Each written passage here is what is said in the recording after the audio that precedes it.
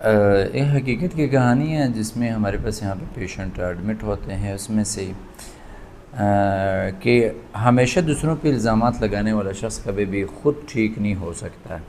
ایک شخص ہے جو بڑے اچھے ہی، ان کے والد کا بڑا ایک اچھا رول، بڑا ہی اچھا رہا، معاشرے کا ایک بڑا مفید فرد ہے، حاجی نمازی پرہیزی، لیکن اس کے بیٹے نے سبسٹانس مطلب الکوہل کی طرف چلا گیا۔ الکوہل میں اس کے والد نے اس کی شادی کروائی، مطلب شادی کی یہ شاید چینج ہو جائے، شادی کروائی، لیکن وہ شادی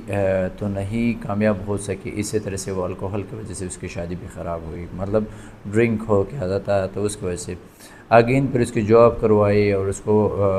جاب میں رکھا اور پھر شادی کروائی، لیکن وہی الزام تراشی، وہی پرابلم، اور اسی طرح سے سیکنڈ میرج بھی with passage of the time ختم ہوگی۔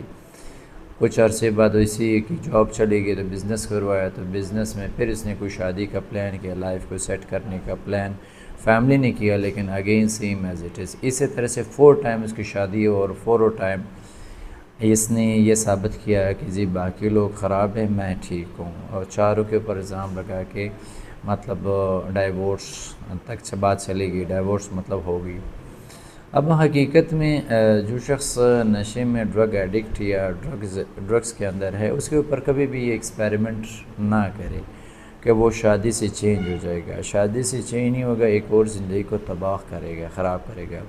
کیونکہ وہ بلیمنگ گیم، بیہیورل پرابلم کی وجہ سے آگے کچھ بڑھ نہیں پاتا، اور کوئی شخص بھی اس کے ساتھ ایسوسیٹ ہوگا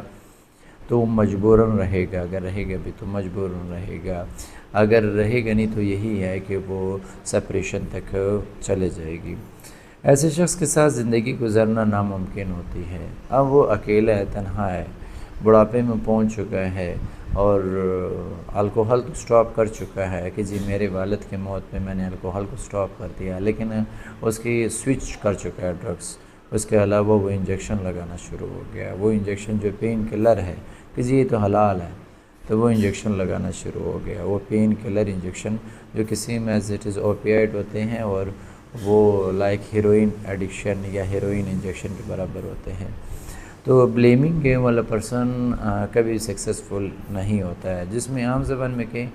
کہ جب تک کوئی شخص برائی کو برائی نہیں کہتا نا، وہ کبھی خود ٹھیک نہیں ہو سکتا۔